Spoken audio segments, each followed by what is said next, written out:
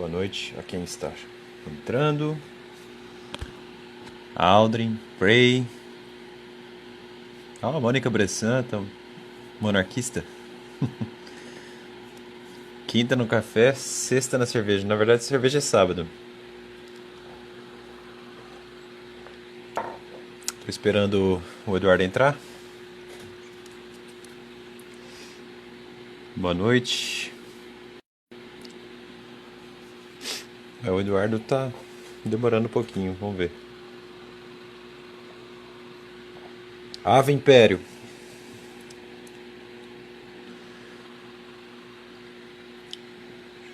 Chegou mais livro aí, Mônica?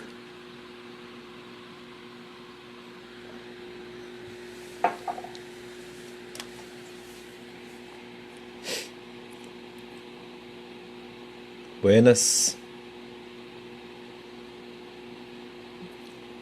Ué, cadê o Eduardo?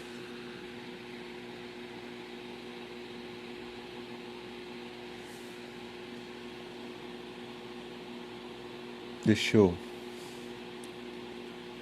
Eu já fiquei na mão pelos correios também. Deixa eu ver se eu consigo chamar. Alguém chama o Três Vias lá, o Eduardo? Será que ele abriu live lá? Alguém pode confirmar pra mim?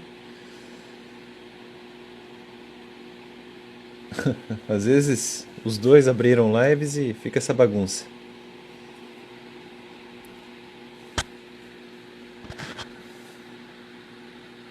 Foi você que sugeriu, inclusive, Juliana. Eu também fico muito feliz. Fa- Fala, Paula, tudo bem? Dá uma olhada aí, Aldrin, por favor.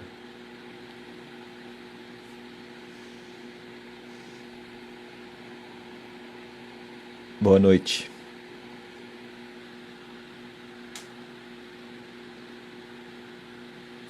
Ué, que estranho. Uma pena porque assim a gente. Aí, entrou. Solicitou. Agora sim.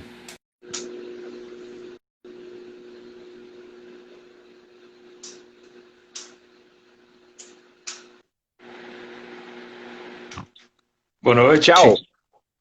Dá um cumprimento em italiano já. Eu tava vendo o teu vídeo aqui da Divina Comédia. Impressionante. Legal. Muito Muito bom. prazer. Parabéns pelo seu trabalho. Outro, imenso também. A Juliana ali sugeriu. Outras pessoas já haviam dado a ideia de a gente se reunir.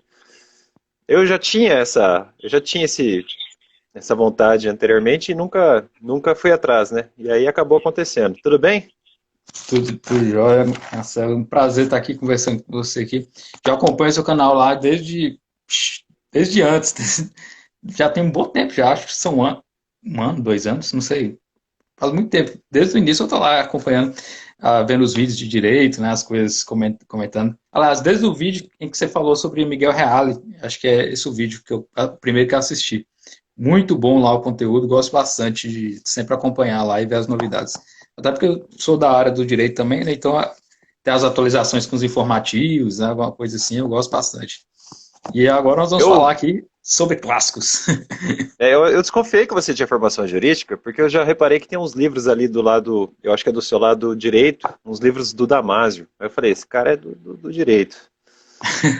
E gosta de Exato. clássico, pelo jeito. É, inclusive, você que gosta aí, o Ives Ganda Martins, ele fez o prefácio do primeiro livro que eu escrevi, há mais ou menos uns 10 anos Você atrás. escreveu? É, acho que Você deve tem estar um na mão. livro? Mostra aí. Eu tenho Bom, uns três livros na área do direito.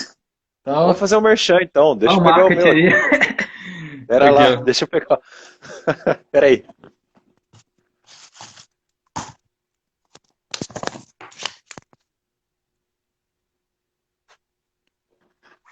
Ó, o pessoal aí, Ah, estamos. agora, aqui, eu não tava achando o meu. Vai acabando as edições? Tá aqui, ó. Mas o meu é dogmático. Eu ainda quero Ah, trabalhar legal. um livro de ação Ação, rescisória. ação rescisória, muito bom. Rescisória, é. Tem O meu muito de aqui é. fontes aqui. Esse que eu Deixa eu publiquei ver o teu. é Manual do Mandado de Segurança, né, de acordo com a nova lei. Olha que Apresentação do legal. Isso bem. Ives Pode Ganda falar, pode falar. Martins Ei, que e beleza, hein? prefácio de Arnoldo Valde. Deve ter uns 10 anos aí que eu escrevi ele, Puxa né? vida. Já tá Valde desatualizado tá já. vivo? nem tá, nem, assim, acho que tem que atualizar bastante, né? Aliás, contracapa de Sérgio Pinto Martins, da área do direito trabalhista também. É Não, o Sérgio o Pinto. pessoal que me ajudou bastante. Lá na época, o ministro do Supremo, o Menezes Direito, ele estava começando a me Grande. ajudar, sabe? Aí eu conversei com ele, porque ele era especialista, né? Só que infelizmente acabou morrendo, né? Então, aí eu conversei com o Ives Ganda e fiz o Saudoso. preparo. Aí Olha, eu tem ficaria outros livros feliz. também que eu fiz também, mas, cara, deve estar por ali. Aí tem E muita coisa. curiosamente, eu estava estudando mandado de segurança hoje com administrativistas, mas aí não tão clássicos, né? Com o Rafael Oliveira lá do Rio. Aí, ó, Hoje, legal agora há pouco. demais. Então, também tem essa formação jurídica, mas a gente sempre tem essa coisa de querer ser mais humano, né? Então, buscar outros complementos para a área do direito, que é uma coisa que se perdeu muito, né? Você para É, o custo do direito hoje em dia, ela é muito voltada para legislação, foco em legislação e análise de coisas que já estão prontas, já estão postas, né? E eu antigamente, se a te... gente reparar, na época dos nossos professores mais velhos, para trás, eles tinham uma formação mais humanística, né? Com, assim, de literatura, de latim, essas coisas que estão se perdendo. Não vejo como um erro propriamente do direito, porque a tendência é se tornar bem mais pragmático para tentar resolver as coisas o mais rápido possível, né? Que é o princípio, né, da celeridade e tudo mais. Só que aos poucos a gente acaba largando essa tradição, né, do direito em si, jurídica, né? E aí, quando eu vi seu canal, eu vi lá o símbolo, né, do Justiniano, assim, preciso seguir esse cara aqui, que ele entendeu toda a questão que falta no direito hoje em dia, que é entender os princípios basilares. Por que os institutos são dessa forma? Por que a estrutura do direito é formada dessa forma? Justamente porque há todo um sentido, uma origem que foi determinada lá no passado que a gente precisa compreender, né? É verdade. É engraçado, ó, aqui já pode começar a própria live, né? Nesse bate-papo. Eu acho até que, além de o direito ter perdido essa parte humanística, a dogmática ficou muito empobrecida, né? Eu diria que nem dogmática se faz mais, né? Quando muito a legislação é comentada com questões ad hoc de concursos, sem nenhum tipo de metodologia adequada, sem nenhuma preocupação teórica, de fato. Há talvez uma preocupação pragmática, mas ainda muito rarefeita, né? Eu acho até que é um pragmático que dura 2 anos, né? Não se pensa em tradição nem em continuidade. E Justiniano, eu acho que, eu suponho que você já tenha visto a explicação, né, de por que eu coloquei Justiniano como símbolo do canal. Tem uma playlist falando só disso. Então, realmente. Tem um livro, que eu esqueci o nome dele, que fala só sobre Justiniano, mas esqueci o nome. Conta a história do. Eu não sei se você conhece a história do direito como que ele surgiu com o Corpus Juris Civilis, né, com as primeiras universidades e tudo, só que eu esqueci o nome dele. Deve estar em algum lugar aqui. É um livro muito bom. Ele conta com os fundamentos da origem, né, das primeiras universidades e ele é citado até num livro ali sobre como a Igreja Católica construiu a civilização, mas eu acho muito interessante manter essa coisa das tradições, a humanística, especialmente focar nos clássicos. Uma coisa que eu reparei durante a época da faculdade, pelo menos não me foi passado os principais autores da área da filosofia, da área da teoria do direito. Né? O que é passado para a gente é o que? As doutrinas, né, já prontas, comentando a legislação. Né? E por estudo próprio, eu começo a estudar, né? Miguel Reale, começo a estudar os outros que são. Até o Hans Kelsen, que a gente vê rápido na faculdade, né?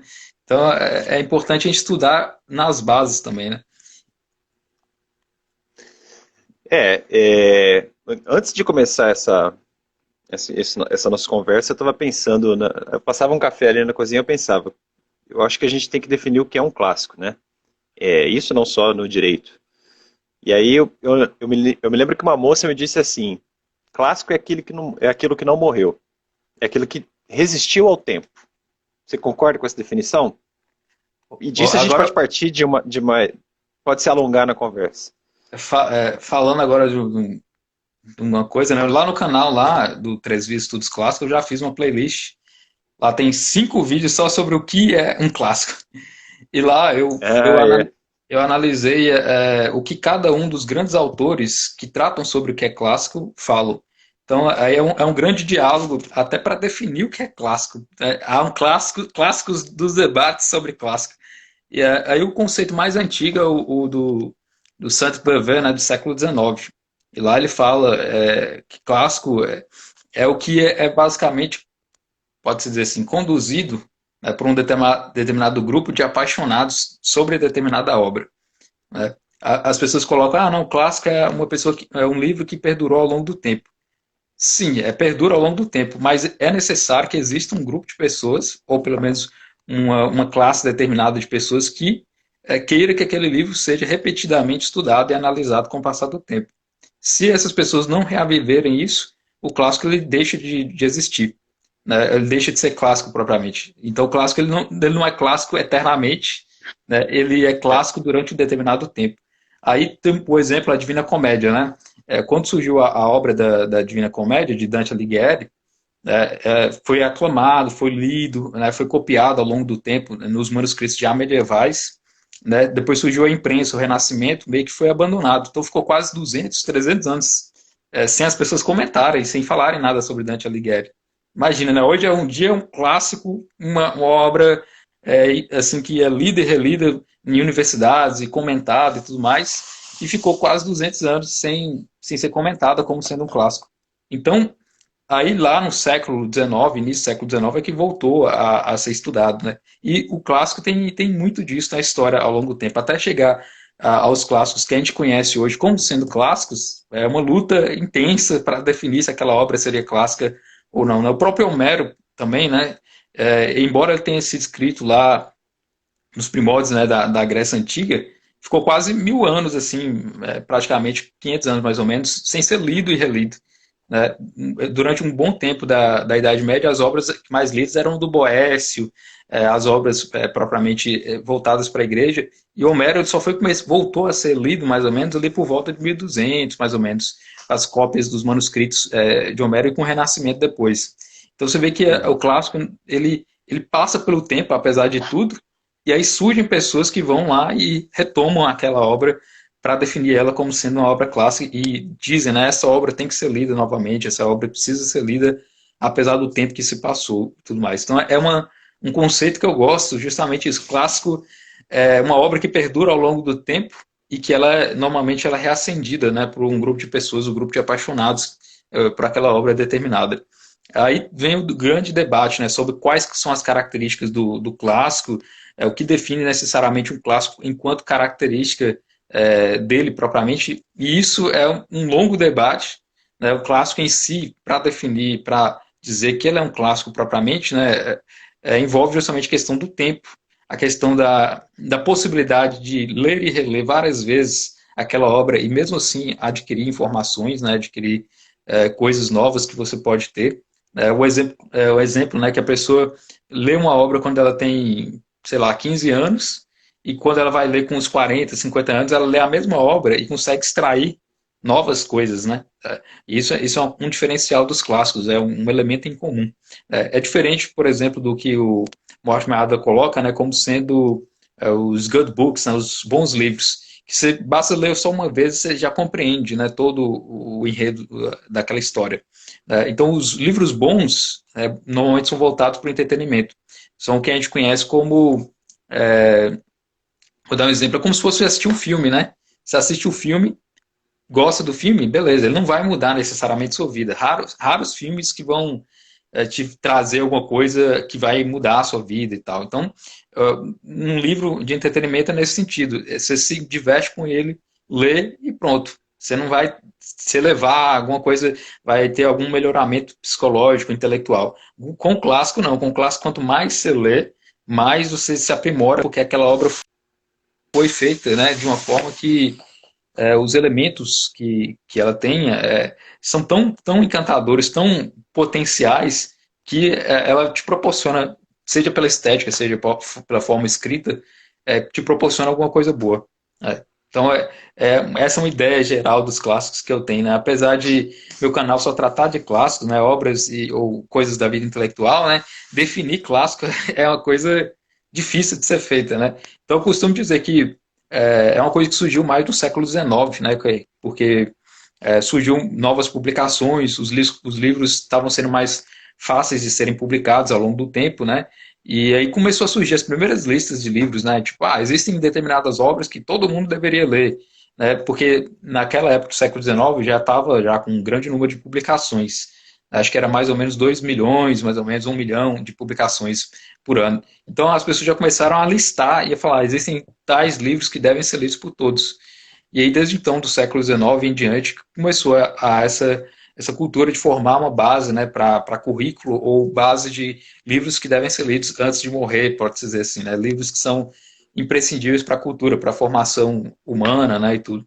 E aí começou a surgir a lista que a gente conhece, né, as primeiras universidades, a Harvard fez uma coleção de livros, né, chamada Harvard Classics, né, e depois chegou o curso, né, General Honors, na Universidade de Chicago, né, e aí surgiu o Mortimer Adler, né, que começou a fazer os Great Books, e essa coleção aqui, né, onde ele Ah, listou, né, vários livros bonitos. que são imprescindíveis São para lindos, um... hein? É bonito demais, né? Clássico é bonito.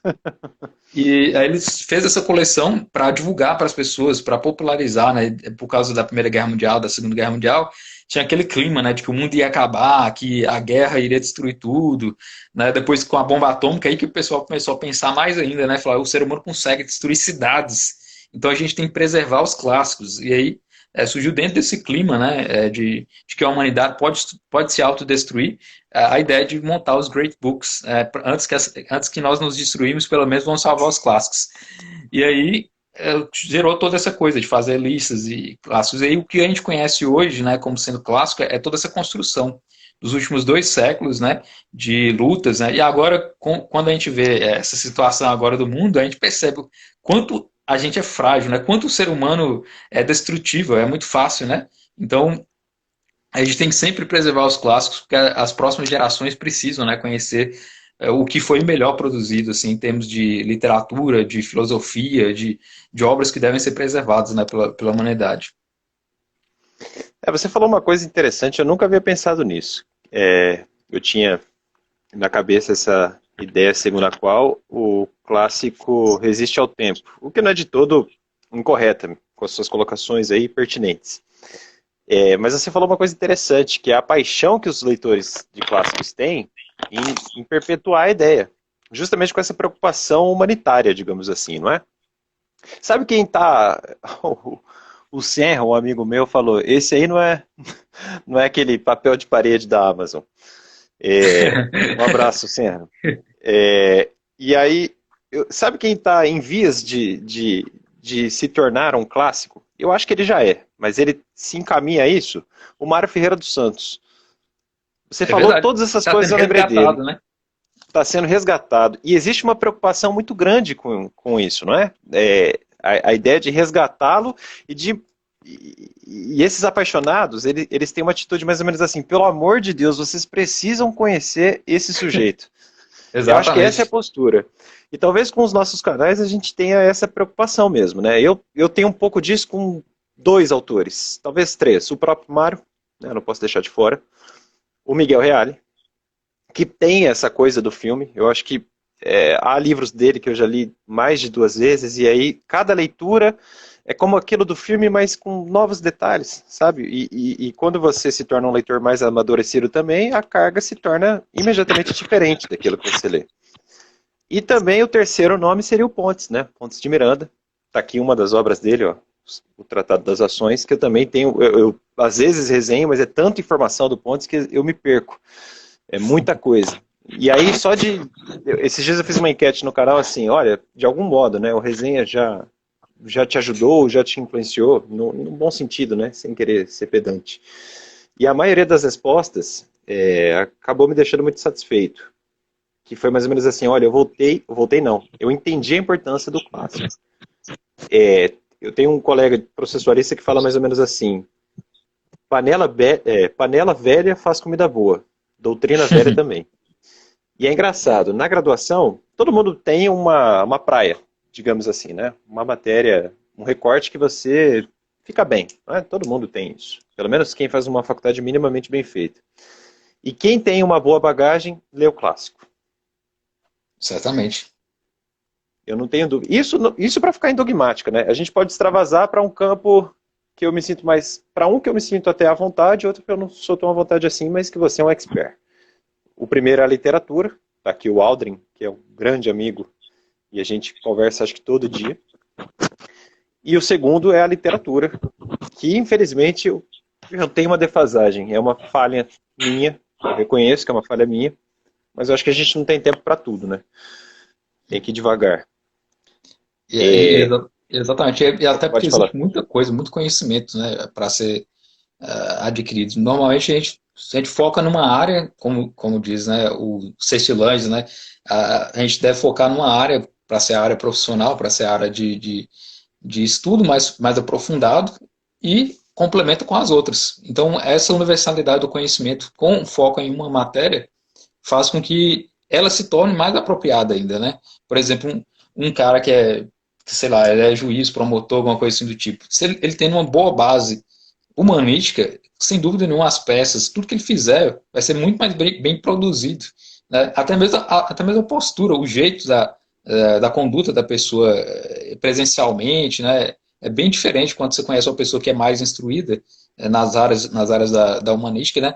E há uma tentativa, né? Até não duvido da boa fé dos membros de comissões que tentam fazer os concursos, né, para essas áreas, de colocar, né, incluir as matérias, né, filosofia, história. Há uma vontade aí deles falar, poxa, o pessoal precisa estar mais instruído, né, nessas áreas. Isso eu achei legal, porque foi um reforço, porque simplesmente se estudava as matérias, né, e agora não, há reedições de livros, né, de história. Inclusive, eu estava até procurando, né, livro de história do direito, falar, cara, é difícil achar livro de história de direito bom, assim, aquele livro assim que eu olho e, tem tudo que eu quero desde o início, né? Eu até comprei uns, mas talvez um dia eu escreva, né, com o meu próprio estilo próprio, assim, bem fechada a história, né? O que eu vejo, assim, ainda está nesse clima, né, de colocar bem resumido os tópicos e o que aconteceu, né? Ou seja, é a história dos sistemas, né? E ignoram, como você falou, os grandes autores, os grandes personagens. Ainda há muita falta nesse aspecto na área do direito também, né?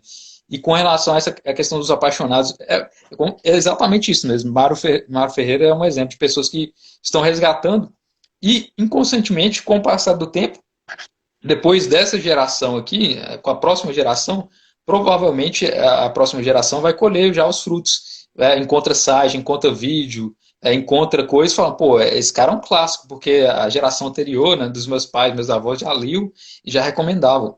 Né? Então, há essa questão. O Lima Barreto também aconteceu isso com ele. Né? Ele era um escritor mal conhecido, depois algum professor, algum escritor foi lá e falou, não, esse cara é muito bom, eu preciso que as pessoas leiam, e incentiva isso. Então, o clássico ele é sempre vivo, né, nas pessoas que se devotam a ele. Né? Como eu mencionei, né, o Divino Comédia ficou quase 200, 300 anos sem ter aí uma coisa. Né? A Divina Comédia, como isso é possível? Né? Porque não tinha justamente os apaixonados, o grupo de pessoas para que formasse, sedimentasse, né, essa obra na sociedade, influenciasse tudo mais. Então, a gente costuma dizer que o clássico é como se fosse independente, mas na verdade não, ele depende muito mais, né, de quem está vivo, né, de quem vai falar sobre essa obra do que propriamente em si. Né? E isso é interessante. E o próprio autor, quando ele escreve uma obra, ele mal imagina que ele está escrevendo um clássico. Né? Ele escreve a obra por si mesmo, né, por vontade própria, por várias questões que ele se dedica àquela obra, mas depois, com o passar do tempo, que as pessoas falam, não, esse livro é tão bom que eu preciso que ele continue, seja perpetuado. Né? E o que mais existe atualmente, né, são publicações ruins. Né? Só no Nossa, Brasil, acho que é quase 200 mil publicações, eu acho, mais ou menos. E no mundo todo é milhões aí. Então, a gente tem que saber bem o que a gente vai ler, né, para justamente não ocupar o tempo determinado. Né? E segundo o que dizem as contas aí, mais ou menos, um ser humano consegue ler em média uns 3 mil livros, se ele lê um por semana, mais ou menos. Então, como a gente demora talvez mais do que ler um livro por semana, então a média eu acho que é 1.000 livros por vida, mais ou menos. Então, é pouco demais, né? Se for contar aqui o tanto que eu tenho de livro aqui, vou precisar umas três vidas para ler isso aqui tudo. Né? Então, até as pessoas comentam, né? Para questão de livro, muitos eu uso como referência, muitos eu uso reler, para ter um contato maior com o autor, também até para admirar também, né? Falar, pô, eu não sei nada, né? Quanto mais livro eu tenho, mais eu vejo que eu não tenho nada, nenhum conhecimento. E mais eu Fora que é vejo. um prazer ter livro, né? Porra, eu entro no Exatamente. meu quarto, eu fico satisfeito toda vez que eu entro aqui, cara. É uma parede, pô, cheia de livro. E essa consciência, né? Da gente formar as paredes, os tijolos de livros, né? Que as paredes É. vão ficando como os tijolos aí. E também Dura é a deixar, poeira, né? eventualmente, para as próximas gerações, né? Os filhos, netos, etc., falar, pô, tem uma biblioteca aqui que você vai herdar de herança, que são obras aqui que vão fazer a diferença para o céu. Como devoto desse autor, leia esse autor porque é bom. Leia tal autor porque esse aqui é bom. Né? Então é Sim. isso. Eu tenho Ó, Bruno vontade aí, de alguém fazer quer um. levar literário? Colega teu, eu tenho vontade de fazer um testamento, deixar isso aqui como acervo para abrir uma biblioteca, alguma coisa nesse sentido. Justamente por isso, por essa paixão, essa preocupação de falar, olha, tá aí, ó, alguma coisa eu organizei, façam o resto. É uma boa ideia, inclusive. Né? Até porque quando a gente coleciona uma série de livros, a gente não quer que isso seja parado, né? Por exemplo, eu comprei várias edições aqui, né, do São Tomás de Aquino. Falou, pô, eu tenho todas essas edições aqui e se alguém tirar uma edição, vai ficar faltando minha coleção. Né? Ou, por exemplo, aqui o Mortimer Adler, né? Se alguém tirar um exemplar aqui, fala, pô, tô com a coleção faltando aqui. Então é legal, até porque a próxima geração pegar aqui e falar, não, coleção completa dos Great Books, coleção completa de não sei o que e tal. Entendeu? Eu gosto de imaginar também, por exemplo, nos livros do Pontes, ele rubrica pessoalmente cada um dos livros. Não sei se você já reparou. E eu gosto de Exatamente. pensar assim, pô, o Pontes esteve aqui, cara. Eu fico pensando nesse tipo de coisa. É legal demais, né? Saber É, essas coisas. Olha o pessoal comentando aqui, ó. Intervalo não literário. Meu sabe. esposo não sabe como arranjar lugar para os livros. Olha, eu até sei arranjar espaço, mas às vezes eu tenho que vender muita coisa para o sebo, porque isso aqui vai me engolindo e tem muita poeira. Isso me incomoda um pouquinho. A própria, a própria biblioteca é um ente vivo, né, em si. É como se tivesse uma É, própria vida. A gente tem que olhar, tem que cuidar, tem que retirar livros, colocar livros. É uma coisa que a gente dedica, né, com o passar do tempo, né? Então é algo assim realmente muito bom colecionar livros, que é uma coisa que hoje em dia assim as pessoas parecem que estão desvalorizando, porque tem e-books, né? O acesso à informação é mais fácil. Só que aí que vem é, a questão, né, da live, os clássicos, né? Eu, é. eu particularmente não gosto de ler livros clássicos em e-book. É porque o clássico Eu também não. a gente tem que chegar lá e, pô, livro aqui, capa dura, É um né? facsímile. Com É, imagem, é, né? Tem que é sentir o livro, né? aquele papel poroso. Você sabe que esse papel, olha que interessante, né? A gente estuda direito tributário, a gente entende umas coisas. Sabia que esse papel mais antigo é das edições típicas assim, pontianas, né? Ó, vou dar um exemplo. Dá pra ver que tem um relevozinho, né? Da Ah, letra no verdade. papel. Isso é uma delícia. Sabe por que que esse papel é assim? Isso Não. aqui é da época do Getúlio Vargas, aquele ditador é, republicano. Ele aumentava as alíquotas de, de tributos sobre o papel para que o jornal ficasse mais caro e acessível somente às elites. Era uma estratégia governamental. E disso Interessante. sucede a ideia segundo a qual o livro tem de ser imune aos tributos. Ou melhor, aos Ah, impostos, né? No caso da Constituição de 88. Tem a ver com isso. Por isso que hoje o papel não é tão bom assim também. interessante. Interessante, né? É, E é gostoso ler nesse tipo de papel. Eu, pelo menos, adoro. eu gosto também, porque você sente assim, o livro e É. sente o clima também do próprio Sentir o livro. livro, É, exatamente. É. Personifica ali, né? eu Cheiro acho de que livro novo é uma delícia. E o e-book não eu tem acho isso, que realmente. até os próprios medievais, né, quando eles liam manuscritos, também tinham essa coisa, né? Você conseguia sentir o relevo, o trabalho bem feito, assim, É, e olhar as antes da páginas imprensa. grossas, né? É uma E é coisa. engraçado, você falou, né? A gente lê pouco durante a vida. E, de fato, né? O Gardei, quando ele comenta a filosofia tomista, esse livro aqui, que eu estou fazendo resenha lá no canal. Peraí, deixa eu mostrar aqui. Não chega a ser um clássico, mas é um livro muito bom. E ele fala uma coisa interessante da produção escolástica. Na época não havia muito livro. Então os autores, ou melhor, os leitores, tinham muita deferência com os escritos. E eles só formulavam, às vezes, questões, e às vezes ainda questões disputadas. É por isso que isso aqui é um monumento. Isso aqui, pera, aqui ó, a Suma. É porque ela resume o debate da época, talhado depois de muitos anos. Isso também é um clássico, isso forma um clássico. Exatamente. Sabe qual é o antônimo de clássico dessa nossa conversa? Modismo. Eu vou dar um exemplo que para você vai ser muito claro. Eu tenho visto algumas comissões de colegas em OAB, nada contra, evidentemente, cada um faz o que quer. Mas comissões assim, direito da moda. Isso não passa de uma mega especialização de algo mais abstrato chamado direito civil. Não precisa. Ele já está aí, como você disse. O clássico já resolveu o problema. Alguns alunos me perguntam, poxa, mas você colocou na lista de direito lá do Contra os Acadêmicos livros desatualizados. Mas é essa dogmática que nos deu a base. Eles não param para pensar nisso. Né? Não é porque o Código de Processo mudou algo imanental, envolvendo, sei lá, requisitos da petição inicial, que o prédio foi desconstruído.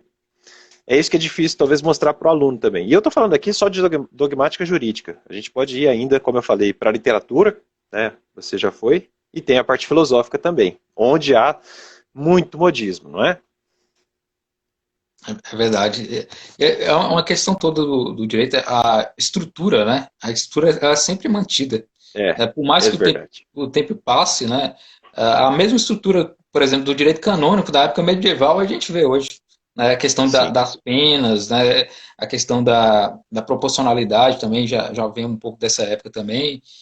Todos os princípios. Acho que por isso que é interessante essa nova perspectiva agora que surge, né, depois da Constituição de 88, no neoconstitucionalismo, de valorizar os princípios. Porque tem tanta legislação, tanta lei que vai e vem, e a gente focando nos princípios facilita nesse aspecto, né? Que são princípios que sobreviveram ao longo do tempo, né? Que são a essência do direito, pode-se dizer assim, né? E eles norteiam, né, o que nós temos como estrutura. Então, inclusive, um dos focos, né, depois que eu escrevi esse livro, eu vi, né, que surgiu novas jurisprudências, nova legislação e tal, e eu falei, pô, escrevi um livro e esse negócio muda. Né, e é um dos grandes, assim, uma das coisas que eu menos gosto no direito, né, que vai lá, surge uma lei, você, pô, preciso comprar um voto vademecum, preciso olhar que lei é essa, preciso ver, para isso sim, para isso sim. Para isso não tem a dúvida. Não tem jeito. Preciso ficar acompanhando, surgiu uma nova decisão, surgiu nova coisa e tal. E aí, no próprio princípio, né, de pensar sobre o direito, eu pensei, eu preciso focar mais nas coisas que duram, né, nas coisas que vão permanecer apesar das mudanças temporais, né, das coisas acidentais que a gente tem ao longo da vida. É necessário focar no que é essencial no direito. No que não muda e no que também, de certa forma, é presente em outros países. Então, eu costumo fazer uma coisa comparada, né? Olhar em outros institutos, né, em outros países e comparar. E eu analisando direito civil, a gente percebe como que é muito parecido. Né? Eu olhei lá a legislação da Colômbia esses dias aí, né? Falei, nossa, parece com o direito brasileiro. Então, qual é a questão toda? Qual a questão toda? É que é a mesma fonte, né? A mesma origem exatamente. Do direito romano, né? Dos institutos. Então é bem interessante, né? Quando a gente olha focada, tentando analisar as fontes, né? Para compreender aqueles institutos e suas razões, né? Também. Isso é analisar o direito numa ótica clássica, né? Olhar o essencial e o atemporal, né? Apesar de tudo. Né? E quando a gente faz isso também na literatura, é dessa forma também. Né? Quando a gente analisa os conceitos que são essenciais, aquilo que é essencial naquela obra que perdura ao longo do tempo. Né? Os valores que são passados em cada obra, né, no caso. No direito seria os princípios passados ao longo do tempo. Né? E na literatura são os valores, são as formas narrativas também. Né? Então, tudo isso a gente tem que fazer na nossa ótica atual. Né? Porque se a gente voltar no passado, pode dizer assim, de forma anacrônica, né, aí não vai ser interessante. Né? Existe hoje, né, pessoas querendo voltar ao períodos antigos, né? Tem gente que quer, como os renascentistas fizeram, né? Queria voltar à época da Grécia, tem gente que quer voltar ao período medieval sem levar em consideração nossa época atual, né? Então a gente tem que construir, na verdade, uma construção.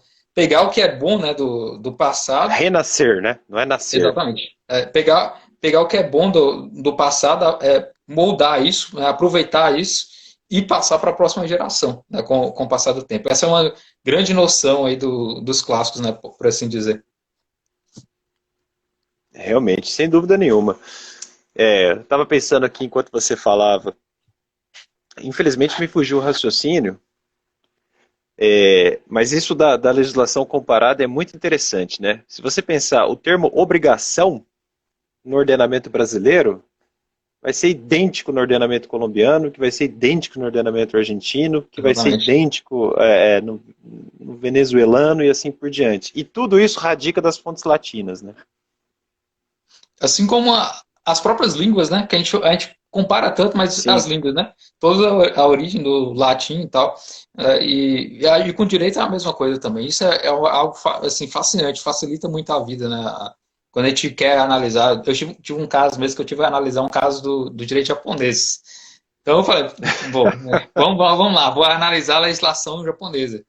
E lá eles já adotam meio que uma Eles mistura têm um código de processo civil agora escrito, né? Uma coisa eles interessante, eu já misturam vi um texto sobre isso.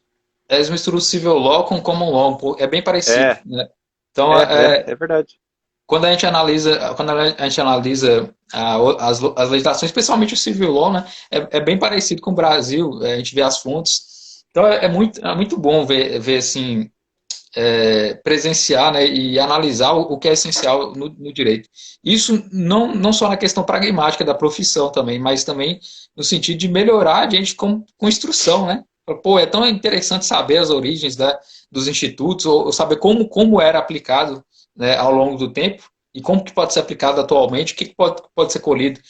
Eu volto e meia eu vejo alguma pessoa que escreve um livro, fala, descobri uma coisa nova no direito, tal coisa, coloca um nome daqueles lá grande, né? Negócio jurídico processual, né?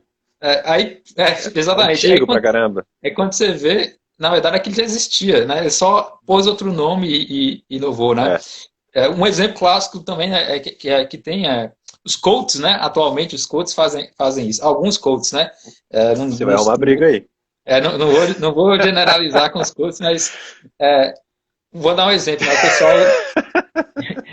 O pessoal que usa a Ai, caveira, ai. né? A caveira do Memento Mori, né? Eu Isso já é uma vi você coisa que, falando disso. E isso me exatamente, chamou a atenção. Para você isso é lembrar uma da sua coisa, mortalidade e da sua isso, que você dura pouco tempo, não é? isso é uma coisa que, assim, é do período medieval, aliás, antes até do período medieval, né? Veio com Epicuro, com outros, que os medievais, especialmente São Bento, né? E nas regras de São Bento ele adotou. Coloca lá numa das regras que deve se observar a morte de perto, para São as perceber regras quando da humildade? não é.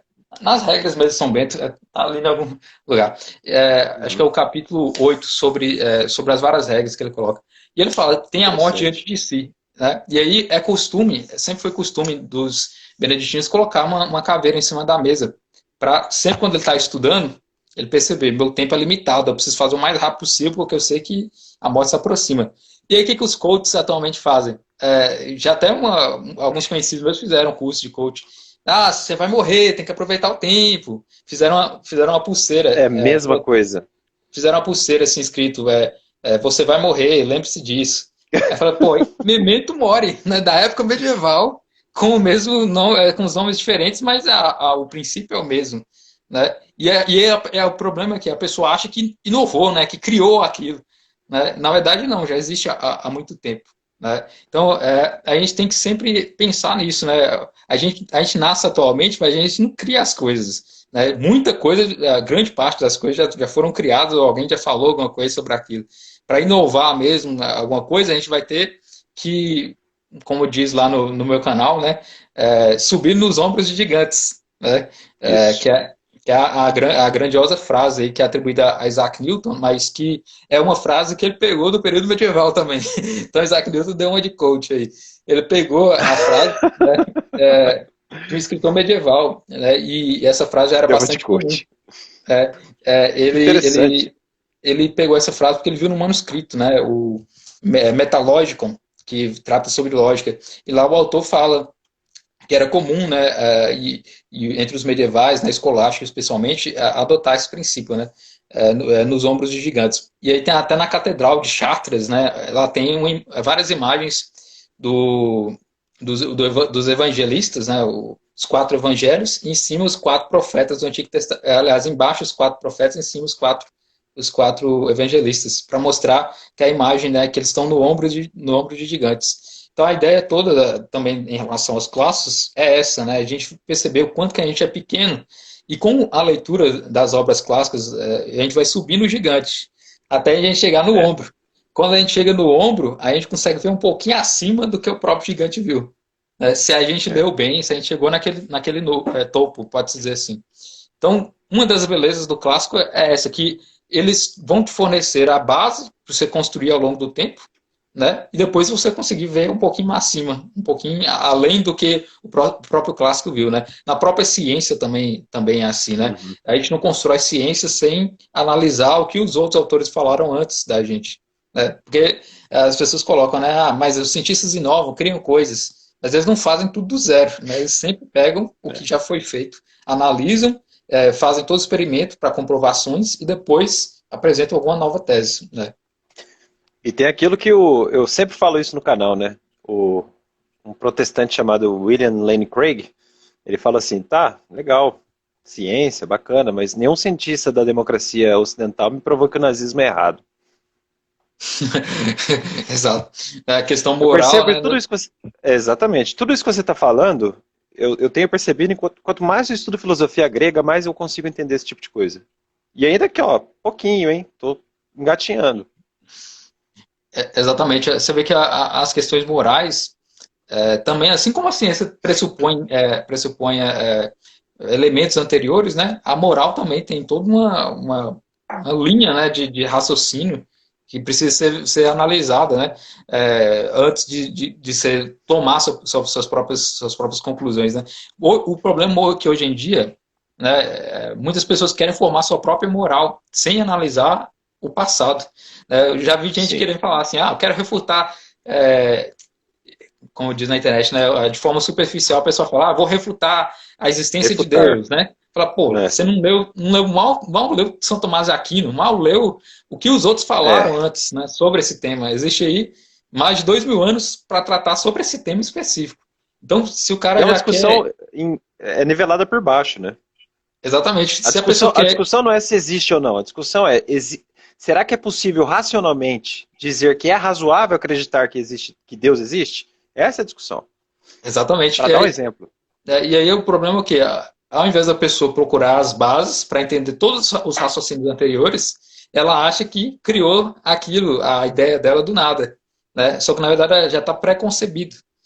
O que ela está É, impregnado, já vê na sociedade, já vê nos costumes. Então, quando a gente procura os clássicos, a gente vê as fontes, a gente vê de onde surgiu as é. ideias, né?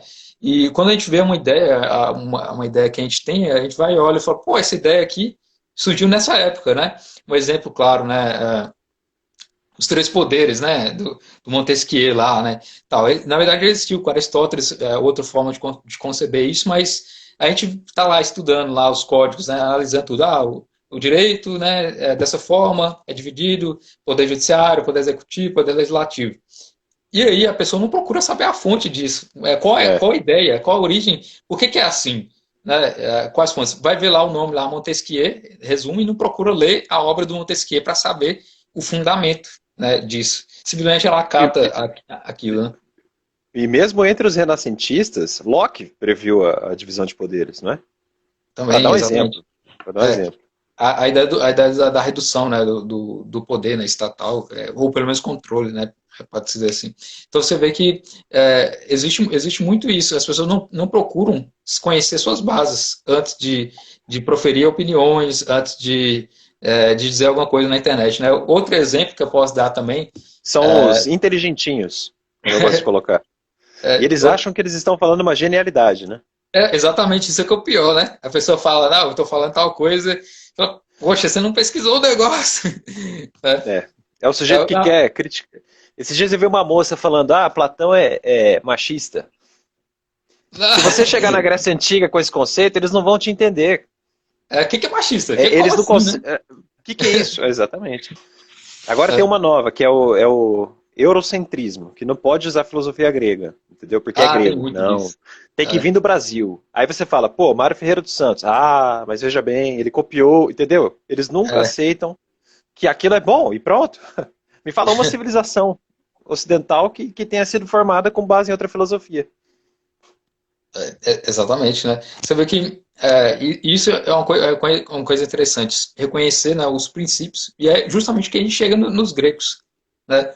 Que é a base, né, da Tá nossa tudo ali. cultura, né? Surgiu tudo nessa base. E acho que é por isso que antigamente, antes da década de 60 para trás, que tanto na faculdade de Direito quanto na faculdade de Letras, o pessoal estudava mais, né, grego, latim, né, porque sabiam que ali era a base, né? Até mesmo os cursos de direito tinham aula de latim também, né? Eles sabiam que ali E era a hoje é, base de hoje tudo. é, é menoscabado, né? Me É, perguntaram esses dias aqui no canal o que eu achava de constitucionalização do direito. Eu falei, olha, é uma tentativa desesperada dos positivistas de recorrer a algo metafísico. é, é que é algo assim que quando eles percebem os próprios erros, né, da própria legislação, eles tentam recorrer a algo como eu falei mais ou menos, dá Tem nome, que ser né? interno, né? Aquela coisa É, kelseniana. O ordenamento dá, responde. dá novos Ainda que nomes haja, ainda que haja das coisas. lacuna, não, analogia, né? Exatamente, isso, Mas exatamente. o procedimento analógico em si já é um problema filosófico. E aí envolveria, então, várias questões, até só para fazer no conceito da forma, né? E até chegar na própria ideia de conteúdo também. Então, você vê que são problemáticas, assim, que as pessoas discutem, né? Trazem isso de forma superficial hoje em dia, né? Dá para aprofundar muita coisa, né? Tanto na área do direito, quanto na área integrada, com filosofia, né? Com literatura. E essa é uma preocupação que, felizmente, com a internet melhora. Assim, em termos de acesso à informação, né? Quando é que eu teria acesso a uma Suma Teológica, por exemplo, né, de São Tomás de É, Aquino, né, da editora Eclésia, aí? Porque é, antigamente era mais caro, era difícil ter o é. acesso dessas obras. Então a internet pelo menos facilita nesse aspecto de ter acesso para quem quer ter o conhecimento, quem quer ter Hoje só grandes não estuda obras. quem não quer. Exatamente, né? E agora não, quem quer estudar realmente vai ter acesso. Não sei se você viveu na época anterior, antes de 2005, né? Era mais difícil ter acesso a livros, Era, né? Na sim. época, por isso que eu acho incrível também, na época Ah, do Ponto de eu, Miranda, eu, por eu não estudei exemplo. direito nessa época, mas eu fico imaginando jurisprudência. Eu lembro que vinha Nossa, pessoa de jornal, carro de né? São Paulo, e assim, para conseguir ementa de julgado, eram uns livros assim grandes, e um sujeito aparecia na cidade, tinha um monte de livro no porta-mala e a galera comprava. Era assim jurisprudência. Quando surgiu jurisprudência em CD-ROM, então, meu Deus, foi uma revolução. Inovação. Para isso é muito bom. É, sim. É. Então, isso é interessante, né? Apesar de ainda existir em grande parte, baixo nível, né, de debates, as pessoas ainda não evoluíram nisso. Pelo menos para quem quer, o acesso tá mais facilitado, né? E aí é que tá, os poucos, né? Os poucos apaixonados, como eu mencionei no início da live, né? São os poucos apaixonados que fazem a diferença, né? Poucas É. pessoas que vão falar, essa obra é clássica, essa obra merece ser estudada, então eu vou me dedicar a ela e propagar isso, né? Que, como diz É. o Arnold Bennett, né, que é outro que conceitua o clássico, ele falou que a grande maioria das pessoas, elas não estão nem pensando no que é clássico, ou se aquela obra vai ser clássica ou não. Né? Cabe ao grupo determinado, seja acadêmicos, estudiosos, que vai provocar os outros, né? E aí o cidadão que é comum, assim, o que não tem essa busca, né, pelo conhecimento, ele vai falar assim, por que essa obra é clássica, Divina Comédia é clássica? O pessoal está falando que é clássico, então vou adquirir ela. Então, ele já pressupõe que é clássica porque várias pessoas antes já falaram, né, que aquela obra é clássica, né? E isso é uma das coisas mais interessantes, né, de entender como o processo de formação do clássico se dá, né? E tira um pouco aquela pompa de inacessível, né? O que eu acho muito importante também. Aquela coisa, Exatamente. nossa, para ler Aristóteles, eu estava conversando com o Aldrin disso, que eu falei que eu gosto mais do livro do Guiton do que do livro do Sertillange. Eu nunca sei pronunciar o nome dele. Porque eu acho o livro do Guiton mais prático. Exatamente. E ele Ele mostra isso, a vida intelectual ela é tão simples quanto o ato de você escovar dente ou lavar a sua louça. É uma Tem que fazer tarefa parte da normal. vida, né? Ao invés de ver televisão, você vai ler um livro, um bom livro, né? Exatamente. E você vê que é uma coisa que eles, vários autores, né, mencionam isso, optar por uma vida intelectual é a vocação, né? Se direcionar em torno Vocação, disso, né? né? E é E uma você delícia, também né, cara? você também fala em relação ao gosto também, né? Tem que ter um pouco de gosto. Você vai fazer uma coisa É, obrigada, não é vida intelectual, você está se martirizando, exato. né? Então, tem que É, ter um é. pouco de gosto, um pouco de atenção, né? E um pouco de vocação também. Tudo isso é que constrói a nossa vida propriamente, né? E para a gente se tornar intelectual é sempre assim um fim, né? A gente, sou intelectual. Não, acho que a gente Não, tem é, uma coisa de tentar ser assim ao longo do tempo. E na é. tentativa de ser que a gente alcança algumas coisas. De vez em quando a gente, conseguia atingir alguma coisa, né? E isso é que é interessante. E nos próprios clássicos, né, por exemplo, Dante ele lia, né, Homero, Virgílio, né, ele lia e queria ser como eles. Então, ele, de certa forma, alguém que tentava ser o que outros já foram. Da mesma forma, a É, gente. a gente absorve estilo, né? Eu peguei muita coisa do Pontes, embora nem chegue perto, obviamente, mas a gente pega uma.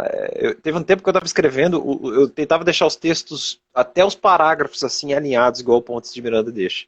É Aí, ó, isso é incrível, né? interessante. É A gente aquela aprende coisa analítica dele. com os melhores, né, com o passar do tempo, né? É. Inclusive até com obras, né, que eu leio e releio com bastante tempo, assim, que vão fazendo parte da nossa vida e aos poucos vão influenciando, indiretamente ou diretamente, faz parte, né? Tem um amigo meu mesmo que lê só obras do São Bernardo de Claraval, né? Então, para ele, a vida dele é São Bernardo de Claraval. Então, ele lê tudo disso, né? Só fica lá dedicando a isso.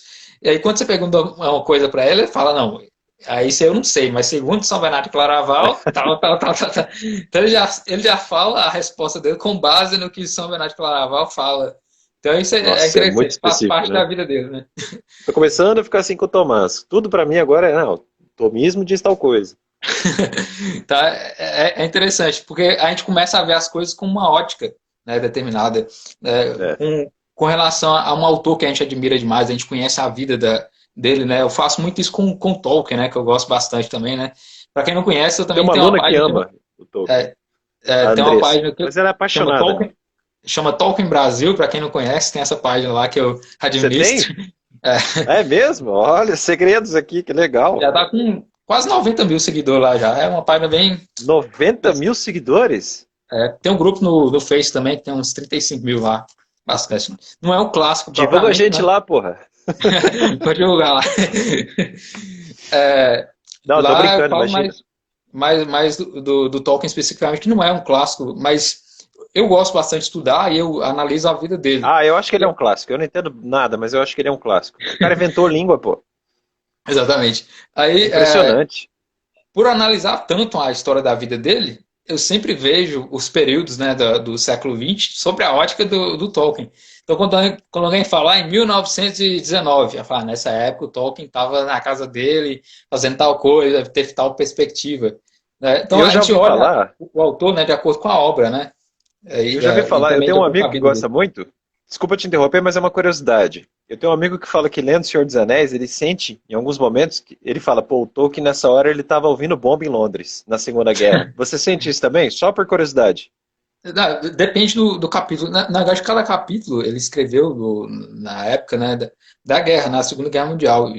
especificamente. Ele mandava para o filho dele que estava lá lutando na guerra, os capítulos. Então é bem interessante, assim. Eu fico imaginando, né, como o filho dele lia lá em plena guerra, né, lendo os capítulos manuscritos.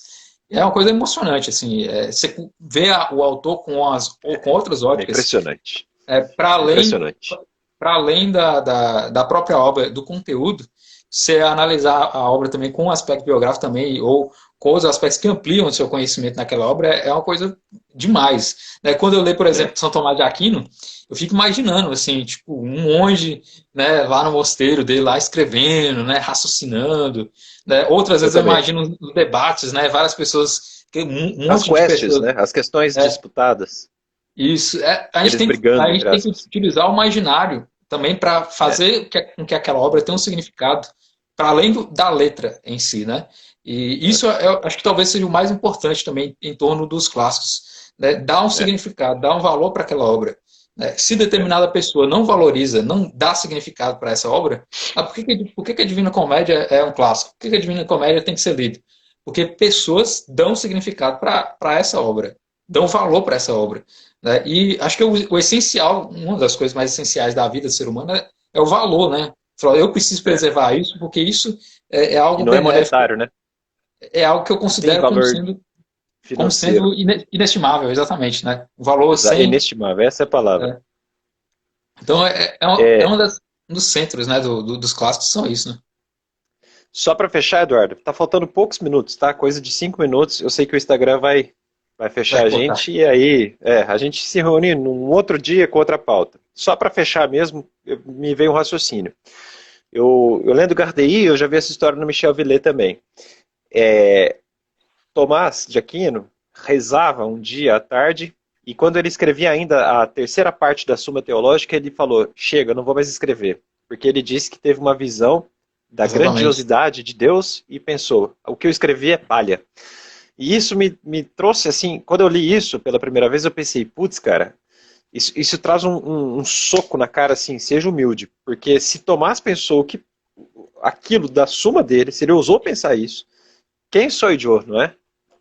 Para Exatamente, né? fechar, Exatamente. conte agora para gente, só para fechar, como que o clássico também traz essa importância de humildade e às vezes de silêncio, né? Um ato de contemplar um pouco mais. Porque eu vejo a molecada assim, eu tenho que refutar. A preocupação é refutar, né? Mamãe Exatamente. falei, refutar. Mas ninguém contempla o ensino, ninguém matuta a ideia. E isso é uma coisa legal dos clássicos. Você pegar um capítulo e ler Sim, aquilo, e simplesmente querer fazer parte da sua vida, né? Assimilar aquilo, né? Fazer com que aquilo seja parte da sua vida, que te melhore, não só ficar preocupando em coisas pragmáticas, né?